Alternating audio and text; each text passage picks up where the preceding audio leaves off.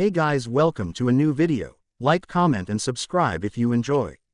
Without any further interruptions, enjoy the what if. Daimyo's palace. Asuma considered himself a man of principle. Loyalty. That was at the top of his list, no exceptions. When 6 of his former colleagues had tried a coup d'état against the Fire Daimyo, under the guise that they would do it to unify the land of fire under one ruler, his first thought was to kill all 6 of them. Mercilessly.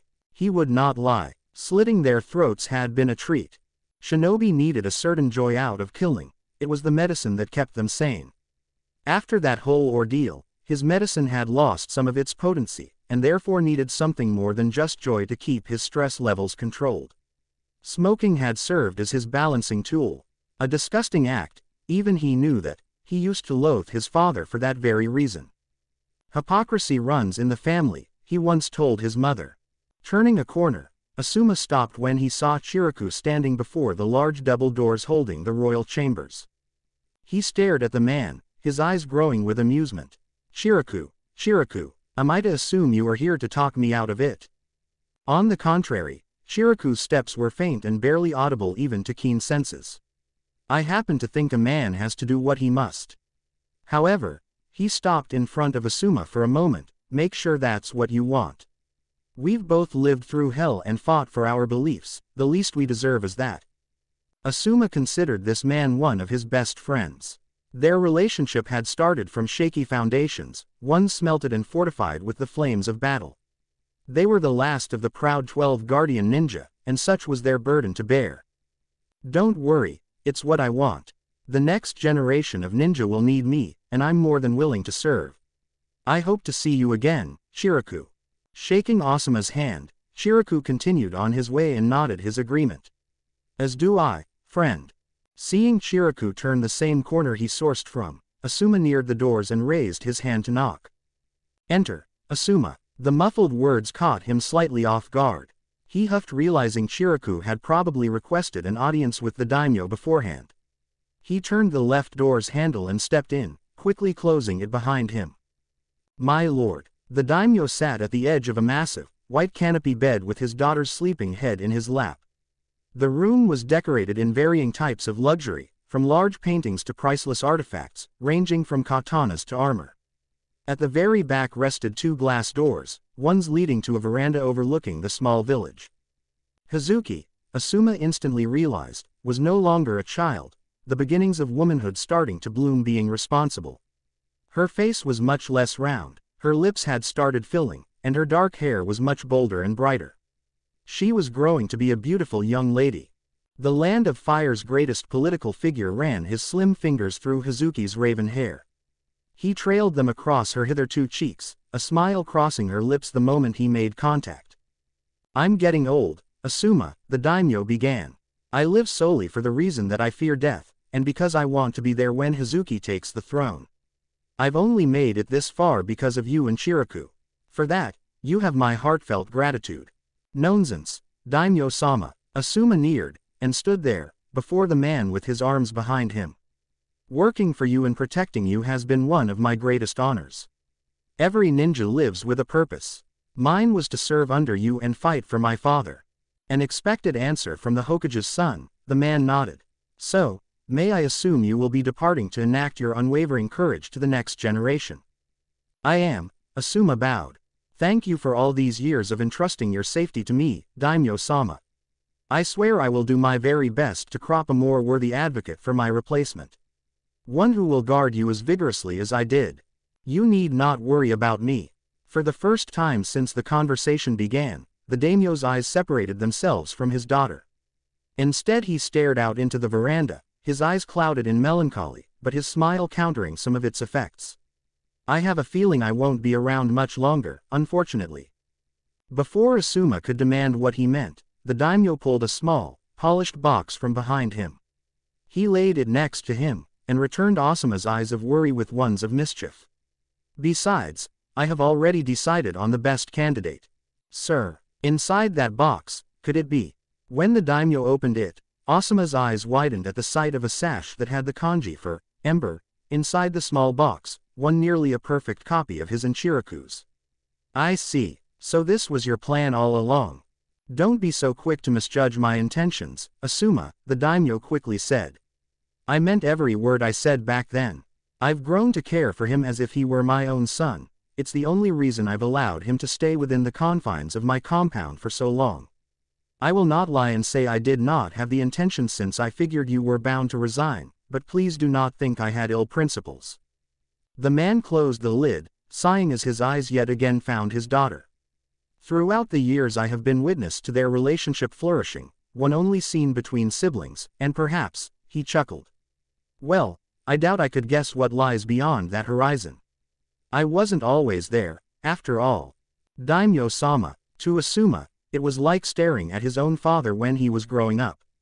With enough diligence, many could probably balance their careers and families evenly, but such a foreign concept was no more than a fantasy when it came to men of such high responsibilities. I'm sure he will accept. Of course, changes will have to be made to accommodate his choice of career, but I wager he will be more than willing to protect someone he considers a younger sister. Younger sister, huh? The daimyo nodded, his thoughts going for his own childhood. As you know, I grew up with countless siblings. It's only natural in royal families, and ironically, I never met my father, nor my mother. All I met were the traps and attempts against my life since the age of 4. Most of them from my diseased siblings. It is not an environment a child should grow in. Which is why I only had one child, despite the risk of bearing an incompetent heir. I selfishly went against that custom for the sole reason of keeping Hazuki away from such a life. I wanted her to grow as normally as any other child. But of course, after my wife died, I got severely entranced in my work and I nearly lost my way. Accommodating his daughter's head over a pillow, the elder man picked up the box and held it next to him. I didn't bring Naruto here so he could have a chance at becoming a great ninja and assign him to my guard. No, from the very beginning, I brought him here so he could grow and swear to protect Hazuki. I care not if he becomes a criminal, so long as he remains true to his vow. He offered the box to Asuma. You will know when to give it to him. I'm sure. Academy, Uruka's classroom, and therefore, Uruka patted Naruto's blonde head. Uzumaki Senju Naruto will be joining, or should I say, rejoining our classroom for the duration of the week. You all know him well so it's pointless to have him introduce himself. Still, I want all of you to treat him like you do Sasuke. Do not treat him any different just because he's cleared to become the only male Senju still breathing. Naruto-san, sit here. Forget her, Naruto. Over here. Screw you. Sit over here, Naruto. Uruka growled, seeing nearly half of the class shouting for the young man. In a split second, his head grew to impossible sizes. What did I just say? Naruto parted from his sensei, fear and surprise stunning him for the first time today. How did you do that, Uruka-sensei? Is it a jutsu, a disease? Is it contagious? I have so many questions. Uruka sighed. Stop being so overdramatic. Let's see, where to sit you? No, seriously, why isn't the universe imploding or something? Naruto waved at the bored-looking Shikamaru in the back of the class. Hey Shika, it's impossible, right? Should be. It's a direct violation to the law of conservation of mass. I said don't worry about it. Now, Uruka pointed northward, like a captain at the helm of his ship. Sit over there, between Sasuke and Sakura. Naruto had forgotten how boring Uruka's lectures were. He spoke of graduation, clones that sloppily resembled his for some test one Gigi had told him not to worry about, and something about the Shodimes will of fire. He had never been very good at this studying crap. Tsunade had to bribe him with ramen, now an enigma in his diet when she had found out he ate nothing but just to encourage him into learning some medical jutsu. His forehead pressed against the cold surface of the table, he turned towards the smartest student in their class, Sakura. She had given him a warm welcoming the moment he sat next to her, though had seemed a tad reserved. But did it feel good? Not really. He liked Sakura, but he had never liked. The sole reason he had gone after her to begin with was because she liked Sasuke, and he'd wanted to take her away from him. However, Sasuke had literally tons of girls going after him, so what was so special about Sakura? That he could feel something was off whenever Sakura came into Sasuke's line of sight. It was impossible to explain. As the day neared its end, Naruto'd gotten so bored he'd decided he needed something to keep his thoughts from considering self-inflicted first-degree murder. Turning to Sasuke, he decided he had found a source of joy. Raising his right hand into the tiger seal, he aimed his left index at Sasuke's waist. Mokuden. Whispering, a small branch stretched out from his finger and met Sasuke's waist. Naruto, arbitrarily, proceeded to initiate a series of pokes. Sasuke considered this day to be complete and utter crap. The last thing he needed was Naruto, the one responsible for making today appalling in general, poking his ribs. Sasuke growled, a glare capable of drilling through planet Earth over his face. What are you doing? I'm poking you. What of it? Do you value life? That depends. Are we talking mine or yours? You have 5 seconds, or fire will become your second skin. Ho, ominous. How did that work out for y'all last time? Oh yeah, your face ended up all purple. As soon as the bell rang its soothing melody, Naruto was instantly on his feet and ignoring Sasuke. Oh thank God. He strolled his way down, grinning from ear to ear. We'll fight later, Sasuke. I have things to do. All right class, Iruka cried. The day's over. Make sure you don't forget to practice your clone jutsu for the test a few days from now. No excuses. Kiba groaned from somewhere in the room. Shit. How could I forget about that? 'Cause you're an idiot. Screw you, Naruto. Reaching the bottom stair with half of the girls in the class amassing behind him, Naruto stopped when a peculiar hair color skimmed his peripheral. Oh hey, you're that one girl from that one time. Hinata, right. There were times Hinata wished she could suddenly develop a knack for invisibility, or perhaps have a device that produced it. Of course, technologically speaking, something so convenient was very far off. There were jutsus, but she unfortunately knew none. As such, that only left facing the challenge standing before her. Now, if only she could somehow open her mouth to speak. Remembering her father's words, Hinata smiled as solidly as her character would allow. So basically like jelly. Yes. Oh no, she couldn't think of anything else to say. She needed to improvise. And nice weather we're having, isn't it? She had the strangest feeling father would be disappointed. Naruto was too far of an oblivious creature to notice her completely off-topic inquiry. Though to be fair, they were both in a classroom, so the question was practically obsolete from the beginning. Oh yeah, so that's why I've noticed the trees have been abnormally happy ever since I got here. You really have keen eyes. For the life of her, Hinata couldn't stifle the giggle escaping her rosy lips. Part of her wanted to ask him if he'd been serious since he hadn't laughed immediately too. Keen eyes. Hyuga, he totally did that on purpose. At least she hoped he did. So I heard you're a Senju, Naruto-kun. I kinda expected that ever since I saw you make those 2 bulbs grow years back. I was really surprised. As was I. He laughed, remembering the first fluctuations of Mokuden he felt as a child. To be honest, I thought I was sick when I felt the first signs of Mokuden pulsing inside me. And with good reason. I felt like I was puking my own stomach. It reeked of ill intent behind Naruto. Behind him, a collection of rabid girls glared at Hinata with every intention of spontaneously lighting her on fire. They were talking so casually, so familiarly it seemed Naruto and Hinata were close from years back, something some of them knew was not a fact. She was shy, and he was outgoing. They shouldn't be mixing so well. As a respected member of the female gender, Hinata was not oblivious to her peers' ugly aura. As she chatted away about frivolous things with Naruto, her smile grew in confidence. She purposely ignored their existence like they used to do Naruto's. So now that he was an acknowledged Senju, they were suddenly ignoring their parents' advice and going after him. Those girls were shallower than a leftover puddle from an evening drizzle.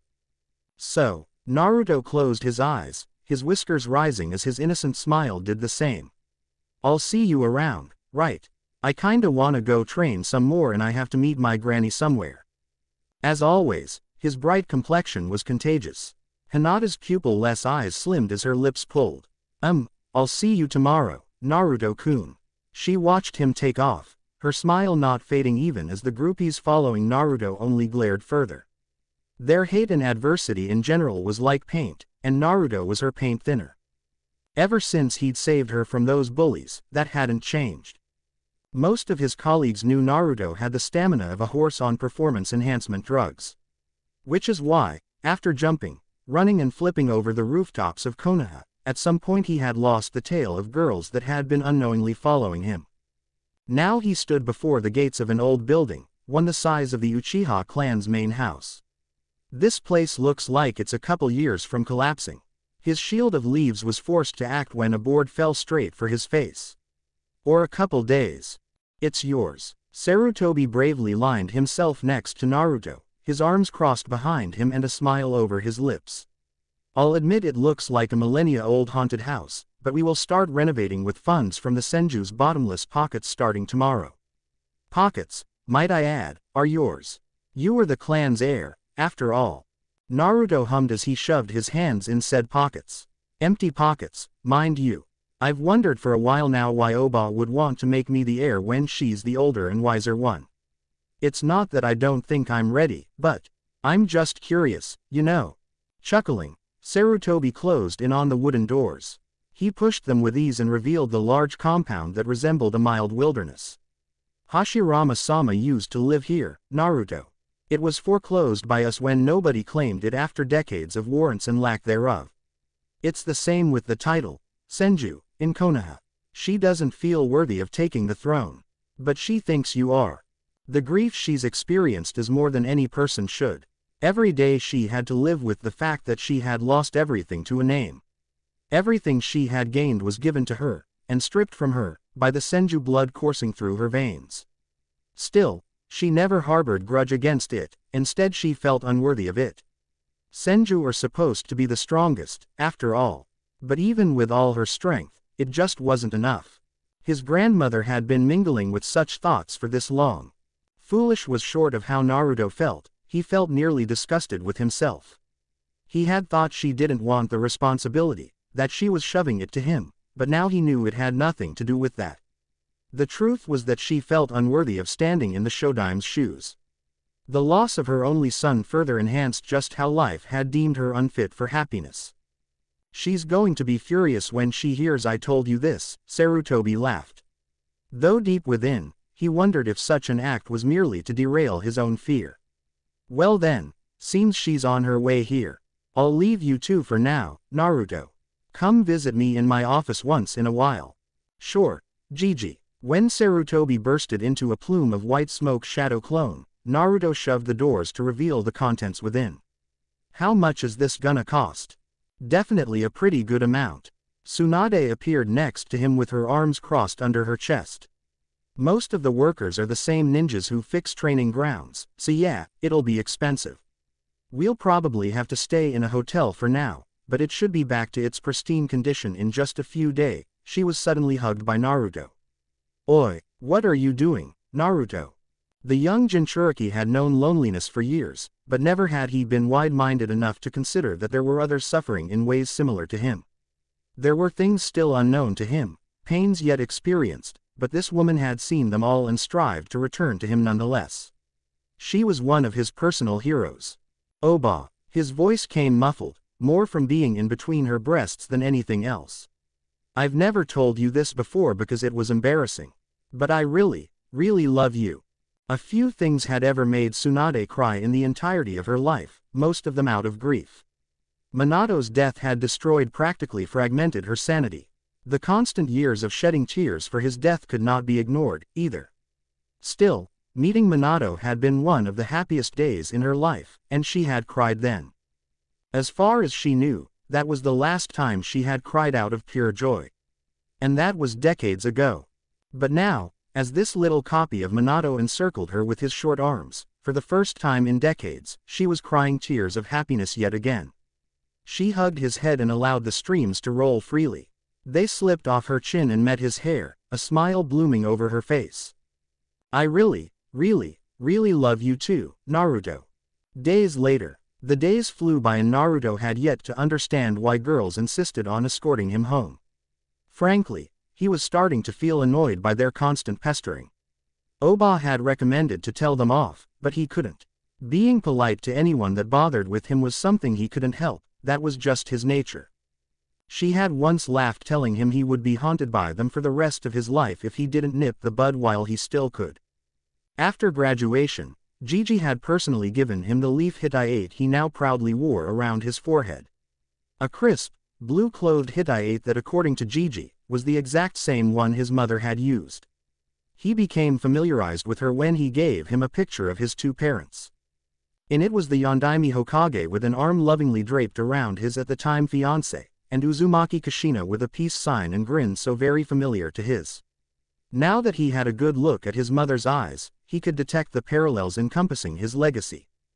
It was almost ironic. Mokuden skips his grandmother and father, therefore he gets it.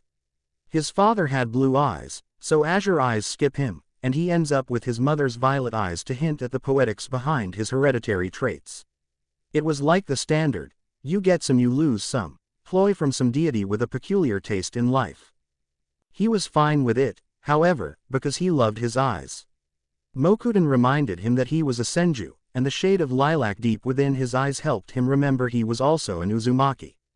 Something that, Jiraiya had said, he would be exploiting someday to make him absorb everything he could about sealing. After the graduation ceremony, Naruto and mostly everyone from his class had been ordered to his recently restored house for an impromptu lunch. He didn't know what Gigi was planning, but he could guess. He was probably trying to get them to socialize with those from their age group before declaring the teams. After giving them a tour of the massive gardens on the east side of the property grown and taken care of by yours truly, and the twin metal-framed gazebos to the north, they finally came to rest in the fields of greenery and trees to the west.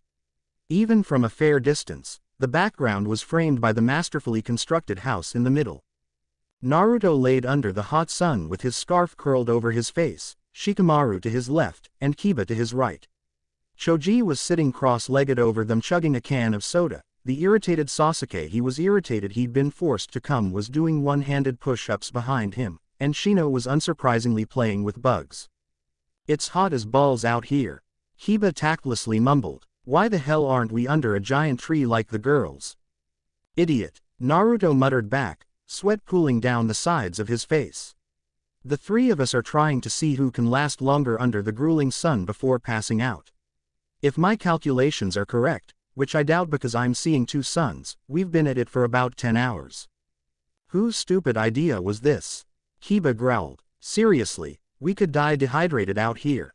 It's probably over 100 fucking degrees. Shika's the one who proposed it. Naruto answered the question lacking any real interest for an answer. I wanted to have an all-out brawl under the molten fireball, but he said this would be cooler, he scowled. Only now do I realize he was being ironic, shit.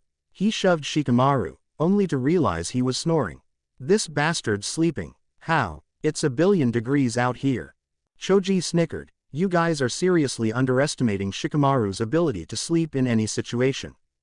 Kiba started crawling his way towards the trees, where he could make out the girls giggling amongst each other. It was a paradise for a man starved of water. Shade. Just a little shade. It wasn't until Kiba was nearly halfway from reaching the girls' area that Naruto brought his hands together into the snake seal, molding his chakra. Mokuden. Sucks to be you, Kiba. Over his head, and before Choji, Naruto grew a tree large enough to shade the whole group. Except Kiba. He was too far away. Naruto began to roll and laugh. Kiba could barely manage to glance over his shoulder as sweat crawled its way into his glowering eyes. Ah, Naruto, you, dick. Grumbling, he started making his way back to Naruto's tree. Unfortunately, it was still the closest. How long do I have to stay here? After finishing yet another 100 push-ups, Sasuke sat against the tree's trunk, swiping the sweat over his face. We've been here since morning. I'd rather be climbing a mountain than doing mere push-ups. It can't be much longer, Shino answered. Unlike his peers, he was actually doing something productive. He was keeping the flames of war from breaking out between two neighboring anthills. According to his parasitic insects, negotiations were going smoothly, however one side was insisting the former had intruded on the other's land and ended up having an affair with their queen. Why you ask? Because Senju Tsunade-sama is nearing. Naruto. Come here. Crap. Did she see me screw over Kiba? Naruto lazily stood back up and stretched, his energy suddenly returning and leaves coming to greet him. Turning towards the house, Tsunade was there with her hands pressed against her waist. I'm coming. He trotted his way across the large field and stood firm before her. Oba, I have no idea where that tree came from. It's a mystery. I suspect Akamaru. He must have mastered Mokuden somehow. Tsunade's brow raised at this, but she quickly brushed away the excuse when she figured it was just another of Naruto's shenanigans. I don't know what you're talking about. Besides that, I had the maids make everybody lemonade. They're busy cleaning, so I need your help to bring it. Blee. He made a face as he loyally followed after Tsunade, though obviously annoyed. Can't you use shadow clones for this? Sliding a glass door open, Tsunade scowled. What did I tell you about using jutsus like that? That jutsus are for combat, not for doing housework. I know. Doesn't mean I shouldn't use them for something so simple, though. Stepping inside the coolness offered by the air conditioner, Naruto wondered yet again if this place was not a little too modern. I know you're just punishing me for sprouting a tree to make some shade. A sudden crash inside the house caught both the attention of Naruto and Tsunade. The latter stared, and the former nodded. Pulling out a kunai, he followed after her as she squirmed through halls. Reaching one of the many lounge rooms, they immediately stopped, their jaws slacking. Jiraiya was soaked in so much blood, his usual garbs had turned into masses of sponged cloth. In his arms was a boy of Naruto's age with ruby-red hair, and clothes that hinted at Tsuna's culture. Blood was sourcing from his head in alarming amounts, and countless injuries could be seen over any visible skin. Jiraiya panted with heavy intakes of air, each more dense than the last. A river of sweat ran down each side of his face, and his pupils seemed dry from lack of sleep. Tsunade, I knew I'd find you here. You're the only one who can save this kid now. He's been bleeding for 3 days straight. Amazingly, he hasn't lost consciousness ever since I picked him up. I think it's because he's a. At Jiraiya's look, Tsunade felt great amounts of worry for different subjects. He's a Jinchuriki. Naruto and Tsunade instantly rushed to Jiraiya, the youngest of the two quickly checking if the teen was alive, and the oldest taking his arm to examine his pulse. Oi, can you hear me? The redhead's eyes seemed practically dead as they wandered between every person before them. He used his remaining strength to try and gain some information. Who are you people? He gave an attempt to focus on something more vital, only for his head to pulse in excruciating pain. Who am I? When his head nodded back, Tsunade felt his pulse go dark. Senju household. Naruto sat in one of the many couches of the waiting room right outside of Tsunade's personal clinic. His hands were antsy, his eyes were nowhere to be seen, and his leaves were quivering, feeling the nervousness of their host. At first sight they seemed mellow, but seeing as they kept suffering from sudden twitches, one could tell they were flustered. Around him, Sasuke leaned against a wall, Shika was sitting right in front, Kiba, Choji and Shino were sitting to his sides, and Sakura, Hinata and Ino were staring at him, worried. They had all seen the teen in Jiraiya's arms, bloodied and beaten, and the eyes of worry Naruto had. They could instantly tell he was nervous about the whole situation. The leaves around him, they figured, were like extensions of his emotions. And they were brimming with peaks and dips. The kid's stable, Tsunade declared after slipping past a pair of eerie bluish doors. Her hands were tethered in red, but she made it look natural to the onlookers. Almost like it was the one of many times. Either a boss summon took a nap on him, or a meteor had quite the infatuation with his head. His rare blood type wasn't helping the situation, either. That and that sand of his. Naruto stood at about the same time everyone else did. So, who is he? He looked pretty beat up. According to his ninja registration card, Tsunade glanced over her shoulder. Shizune came out the double doors as well, her hands bloodied but nowhere near as much as Tsunade's. His name is Gaara, according to his card. He seems to be a genin from Suna, though we won't know for sure until Hokage-sama checks his own records. Shizune Nichan. Naruto's grief dissolved for a moment, and he went for a hug which was somewhat hesitantly returned. It's been nearly a year since I last saw you. How you been? Where have you been? Shizune's lack of enthusiasm to hug him was due to the blood over her scrubs. But just like she was just as happy to see him. Sorry, Naruto-kun. Somebody had to pay Tsunade-sama's debts from around the world. She sent a withering glare to the whistling Sanin. Anywho, back to our charge. He's been asking for you. A golden brow was raised. For me. He doesn't even know my name. Kiba coughed. He was probably asking for a dull-looking blonde with the face of a cat. Piss off, Kiba, Naruto offhandedly muttered. No, seriously, why is he asking for me? Shizune shrugged. Your guess is as good as mine. Tsunade suspected why. By all medical standards, the brat should be in a coma right about now. But thanks to his Jinchuriki status, he's already starting to recover at a boggling rate. It's the reason he's asking for Naruto to begin with. With his memory as it is, he's asking for the closest thing he can unconsciously identify with. Another Jinchuriki. The seal he had was a mess, and had Jiraiya not tampered with it, the beast would have escaped and his death a definite outcome. However, though he shouldn't have a reason to fear sleep any longer, he seems to want to remain conscious by instinct. Cracking a custom that crucial is hard to break, after all.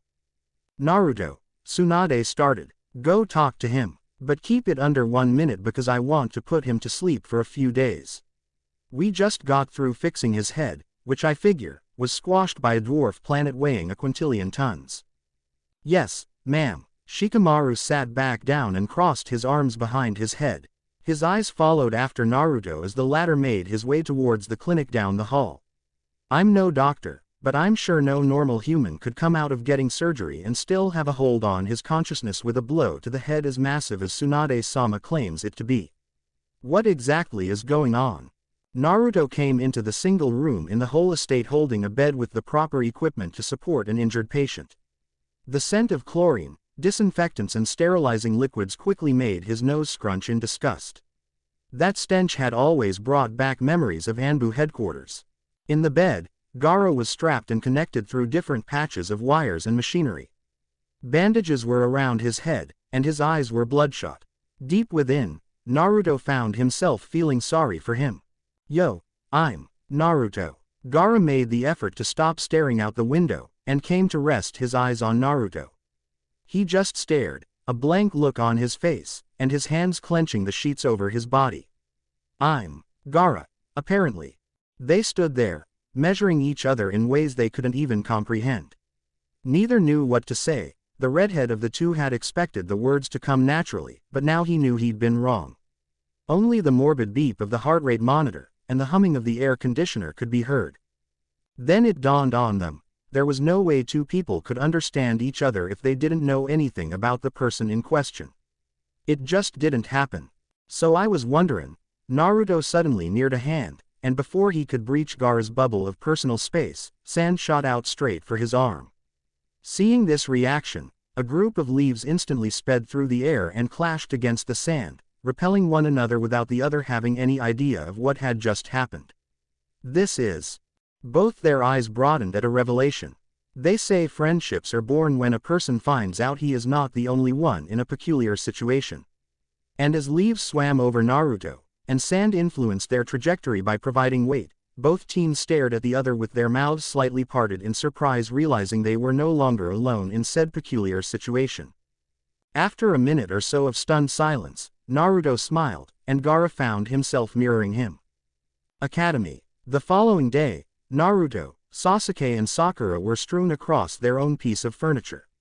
Naruto was laid over a desk, playing with the trajectory of leaves and making them wage war against plucks of dust. Sasuke was trying to nap on a desk, and Sakura was glaring out the window. They were the newly formed, officially instated, Team 7. Sasuke felt bothered by such a team, for three very annoying, very frustrating reasons. 1. The president of his fan club was in Team 7. 2. Naruto was also in it, supposedly because he hadn't turned in a single assignment or test for the past decade. Had he been a conspiracy theorist, he'd suspect the Hokage pulled that excuse right out of his ass just to screw with him. And 3. That he was in a team at all. Their supposed sensei being 3 hours late was not helping. Sakura was irritated for two things, none of them involving Naruto's very existence, per se. First, and this was the most irrelevant one, their Jonin sensei was late. Second, she felt uncomfortable around Naruto in general.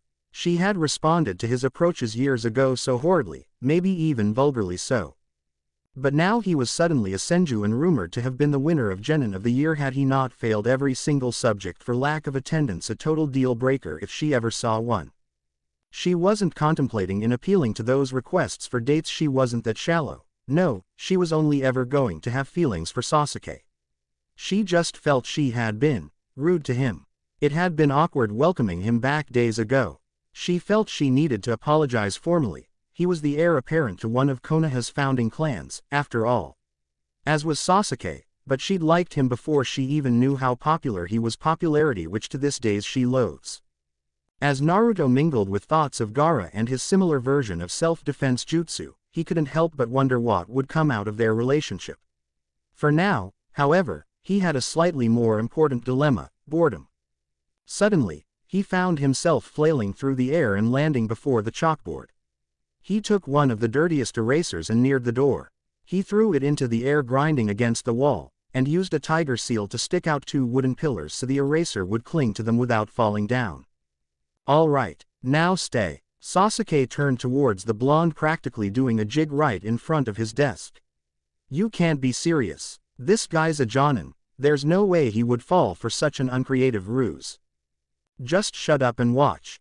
Naruto sat cross-legged on Iruka's desk, tapping his fingers over his knees like he was playing some elaborate piece on a piano. Come on, come on. He's definitely the same idiot I always knew. Ugh, I hate feeling like this. Sakura felt annoyed with herself. I never knew the Senju could be so childish, though. Someone's coming. It might be our sensei. Naruto drew the tiger seal in one hand, and waited for his prey to open the sliding door. Once the door opened, a silver head poked in, and Naruto made the pillars recede back into their original place, dropping the eraser. It fell squarely on the Jonin's head. Got him. Hatake Kakashi considered himself a very volatile man. He could be reading a book involving very naughty maids one minute, and be slitting a man's throat the next, both on Saturday nights. Which is why, when he allowed an eraser to fall on his head for reasons beyond even himself, all he did was smile under his mask and seem kind at first sight. My first impressions is, I don't like you guys. Their looks of shame was something he enjoyed seeing. Training Ground 3, next day. After introducing themselves, a process Kakashi considered fairly useless since they'd known each other since kids, he had given them the honor of knowing his name. Usually, the teams he tested weren't even allowed to know that before he mercilessly and joyfully failed their asses into the ground. However, this time he had a reason to be optimistic, and biased, really. These weren't your regular prospects. To the left of the team was Haruno Sakura, one of the brightest minds to grace the academy ever since Tsunade Senju. To the far right was Uchiha Sasuke, Genin of the Year like he and last of the prestigious Uchiha clan. In the middle stood perhaps the most crucial of all, the last male Senju on the planet with the Mokuden, one of the rarest bloodlines in recorded history. Kakashi didn't exactly know what Sarutobi was planning, but it was no coincidence these three had ended up on the same team. One did not just put the brightest mind, the strongest body, and a Jinchuriki on the same team and call it mere luck. No, it was obvious to Kakashi Sarutobi had planned to put these three together ever since their colors had started to show. They were the three closest ninjas to resemble a certain legendary team, after all. Okay, Kakashi clapped his hands. Who here is hungry? Naruto groaned the loudest and shouted into the heavens, I am. My body needs nutrients. It's what makes me capable of using Mokuden at my highest capacity. This is crap and unjust. What kind of monster makes a skip breakfast like this? Good, Kakashi pointed at the 3 logs behind them. Because there's an alarm there and 2 bentos. Whoever gets one of these 2 bells, he jiggled the aforementioned objects to demonstrate they were tied to his belt. Will get one of the 2 bentos I brought. And not to toot my own horn, but I know my way around the kitchen, thank you very much. Pulling out a beige-colored book, Kakashi began to read. He stood there, reading and turning pages for a good 3 minutes. As the irritation of his students steadily inclined, so did the sounds of his giggling. A stethoscope doesn't go in there. Hue, what a naughty nurse you are. He hemmed, questionably when he detached his eye from his reading material. Oh, and by the way, I'm aware there are only 2 bells. Come at me with the intention to kill, because whoever doesn't manage to get one goes back to the academy for supplementary lessons. So, begin. I ain't going back to school. Mokuden. Naruto brought his hands into the snake and crushed Kakashi between 2 pillars of wood as his teammates headed off into hiding. Oh, shit, I might have overdone it. From a bush east of Naruto and Kakashi, Sasuke silently slapped his forehead. I can't believe this idiot. Sakura crawled her way under a couple of leaves, sighing and refusing to even acknowledge what had just transpired in the middle of the field. You'd think someone as strong as him would know what ninja discretion is, geez. Your control has improved. Naruto was appalled to feel Kakashi behind him. He had stood there, until literally the last second, and then escaped his attack in a second interval. He swished back and fell into the stance Tenzo had drilled into his head. His speed is unbelievable. I didn't even see him move. It dawned on him for a moment. This dude's a Jonin. In technical terms, he should be as strong as Tenzo-sensei. Well, Kakashi muttered. According to Tenzo's obnoxious boasting, anyways. Though to be honest I feel you're still lacking some spunk. Lacking. Naruto remade the snake seal for more potency. He recalled the tears of his hard work, the bloodshed to get to where he was. I'll show you lacking. Kakashi had been tempted to stare at the flailing green chakra oozing out of Naruto's body. It growled and throbbed, forcing the blades of grass under him to applaud back and forth in response. Leaves came and greeted his aura, falling charmed and attracted to his impressive source of energy. He restrained both his surprise and awe very easily, but he could not stop the pride from welling in his chest at the sight of such power. Your growth not only dwells in the unprecedented, but completely shatters what one would expect from a newly promoted Chunin, perhaps even a Jonin, Naruto. Fine, he stashed his book back into his pouch and gave Naruto his full attention. I'm experienced enough to admit I won't be able to read and juggle your attacks at the same time. However, I won't use one of my arms. I still have my dignity. Naruto puffed his cheeks. I don't like you. Ah, you don't mean that. I do. Naruto rushed forth with his right leg cocked back. He aimed for his head, but Kakashi raised his left arm, so he struck his forearm instead. Still, he felt content seeing Kakashi's body shudder back from the recoil of his offensive. Ha, it hurt, didn't it? Nah, Kakashi took the same leg he was attacked with. Not really. He slung him over his shoulder, and straight for a tree at speeds he would throw kunai and shuriken. He launched after him at about the same speed. Naruto felt his stomach rise to his throat when Kakashi launched him for a nearby tree. Meters from meeting and likely shattering the tree, a crowd of hundreds of leaves immediately came to his aid and pillowed his inevitable crash. He recomposed himself, sweat starting to trail down his face. Seeing Kakashi's fist the moment he raised his eyes, he knew that would hurt. Had he not had an overpowered defense mechanism, that is. A dense crop of greenery instantly appeared to take on Kakashi's fist inches from meeting his face. The plume of the small critters exploded in every direction, snuffing out every visible trace of Naruto and doing the same with Kakashi's arm. Naruto grinned, "You're in my domain now." A dome encapsulated both of them, one big enough for just 2 people. Kakashi figured that was what he was going for. Crafty, but predictable. Earth release. Hide like a mole jutsu. Wait, what? Naruto pouted as he forced his elaborate building to collapse on itself. He stood there, pouting, with leaves up to his shoulders looking disillusioned and somewhat disappointed. What kind of a stupid name for a jutsu is that anyways? I agree, Kakashi said from the tree above. Unlike Naruto, he was sitting very relaxed over a branch with one leg over the other, using his hand to rest his chin. But the name of a jutsu doesn't affect its effectivity. Thank God, because if that were the case, your papa's jutsus would have been fundamentally useless. He had terrible taste for naming them. You know Tenzo, you know about my dad. Naruto stood back up and fluctuated his chakra, driving the petals around him into a frenzy of consecutive revolutions. They were flustered and angry. He turned to him, his fists balled and his eyes flashing in suspicion. Just who the hell are you? Why do you know so much about me?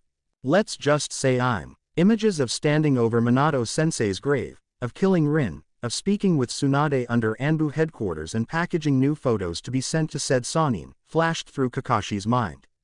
Quote, like your easygoing guardian angel, one who's been neglecting his duties. His mask wrinkled into a distinctive smile. I was also your dad's favorite student. Well, I like to think so anyways. Symbolism was something Naruto usually took for granted. But as he eyed this mysterious and obviously lazy man sitting atop a tree, looking down at him with his one visible eye brimming with pride and protectiveness, he felt compelled to think he was telling nothing but the truth. Naruto calmed himself down a little and said, then, the reason I'm in your team.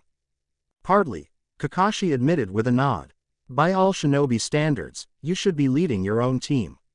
But Tsunade-sama and I agree you should earn your rights, not have them be handed to you.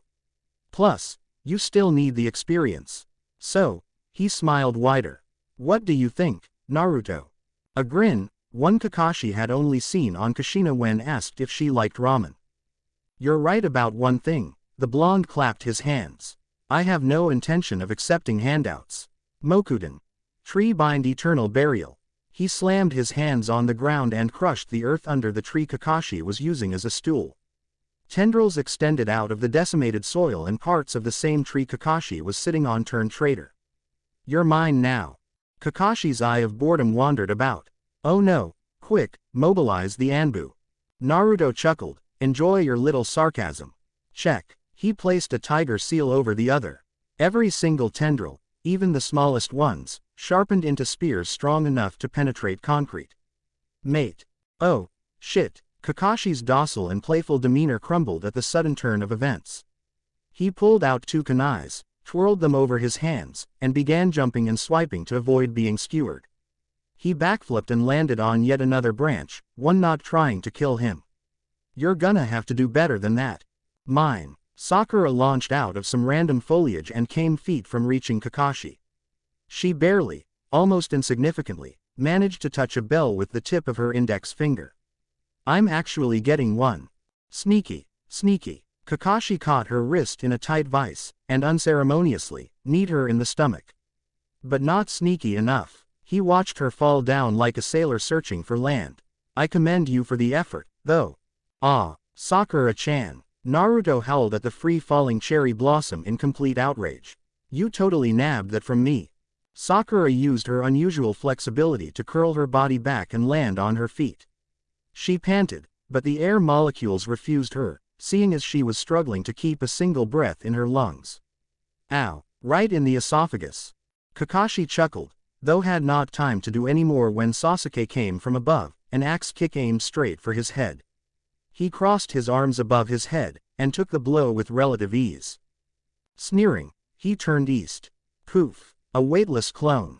The moment his assailant disintegrated, Kakashi turned to be met with the infamous Uchiha fireball. Leisurely, he slipped past two branches and landed on the ground a little ways off from Sakura and Naruto. Once the former came seeking retribution, the latter did the same, though riding a large bark of wood. This time Kakashi was impressed. Tenzo told me he hadn't learned how to ride at those speeds when he left him. But now, he's even controlling several boards, not just the one he's riding. Sakura watched Naruto soar over her pink head like a majestic bird. Now that's just not fair. Easily bypassing Sakura, Naruto stretched out his arms in opposite directions, a tiger seal on each hand.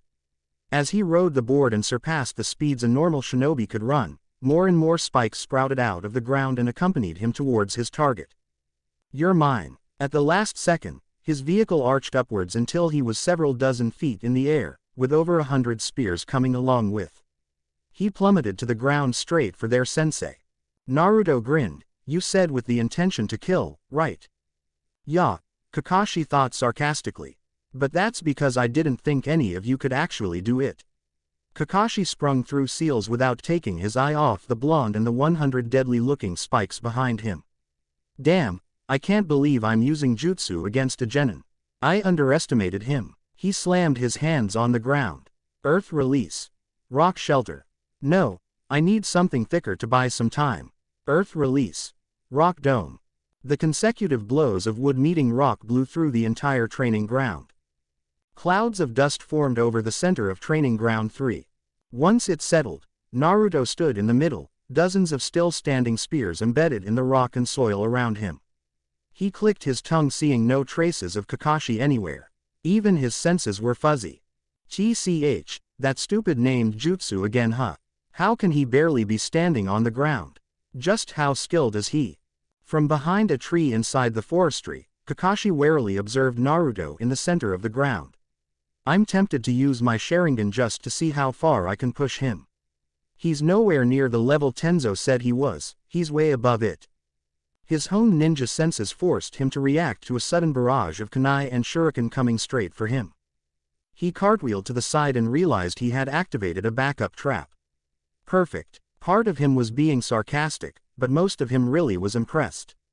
Sasuke, you little tease you. When you come and go as you please, it makes me wonder if you're really interested at all. Quit playing hard to get. Sasuke wasn't even gonna dignify that with a response. He rushed forth, jumped and delivered 2 roundhouse kicks to Kakashi's unbelievably hard arms. On the second, the masked Jonin caught his leg. To counter, Sasuke twisted his waist and aimed a punch for Kakashi's face, but that was caught as well. Sasuke used his remaining leg as counterweight to squirm out of Kakashi's hold. He bent back and managed to touch the bells with the tip of his fingers. Shit, I can't reach it, he's not letting me. Kakashi swung Sasuke into the clearing of the grounds and followed after him. Mid-flight, he scissor-kicked the teen and knocked every ounce of air from his lungs, leaving him incapacitated. When Sakura reached him, Naruto's eyes found Kakashi striking the air out of Sasuke's body to the west. He was about to move in and take advantage of the situation, but the bell began to ring. Ah, crap, time's up. Kakashi took in a single hoarse breath. No more. His pride wouldn't allow more, even when his lungs were begging for it. This is unbelievable. I have 2 students who managed to graze at least 1 bell, and another who could have killed me had I not been careful. At this point, it's obvious who made the most stunning performance. SHAAANAAROOOO. This is so not cool. Now, Kakashi made calming hand gestures at the seething cherry petal tied to the middle post. You may have been one of the 2 who touched a bell, Sakura, but you were also the one who did the least. And while it may not be entirely your fault, it is still I who decide how to monetize the ranking system. Besides, I'm even giving you guys another chance after lunch. Naruto was laughing and eating at the same time. Oh my god, rice is spilling out of my nose. Sasuke tended not to laugh. Hell, he could vow he had forgotten how to do so. But seeing Sakura tied to a stump and somehow breathing fire release, while her pink hair was spraying in random directions, even he couldn't stop himself from smiling just a little. Confusion immediately surfaced from that, however, to which he lacked a reason why. This feeling, why does it feel so familiar? Welp, Kakashi waved as he walked away. I have my own lunch I'd like to enjoy peacefully, so I'll be back when you 2 are done. Oh, and by the way, he turned back to them, his expression lacking any sort of humanity. If either of you give Sakura even a grain of rice, I'm failing all of you in making sure you never rise from being genins. He was gone in a poof of smoke, one that seemed oddly menacing. Naruto instantly turned to Sakura with a bulge of rice in his chopsticks. Sakura-chan, here. Oh my gee, he's been gone for literally 3 seconds. Sasuke was obviously not pleased. You idiot, you're gonna screw us all for life. Naruto. Sakura hesitated when his innocent, violet eyes turned to her. She started again, but couldn't manage to get any words out. She blushed when Naruto and Sasuke stared at her oddly. She hated feeling so self-conscious around someone. Never mind. Naruto had noticed this odd behavior from Sakura ever since she'd greeted him days back. Sakura-chan, you've been acting weird ever since I came back. What's going on? Did I do something wrong? I'm sorry if I did. What? No. The last thing she needed was Naruto feeling guilty for her own stupid moral issues. It's just, she pouted and exchanged glances between Naruto and Sasuke. I was really mean to you when we were kids, Naruto. I was insensitive to your situation, even when you were so kind to me. Can you ever forgive me for how I treated you?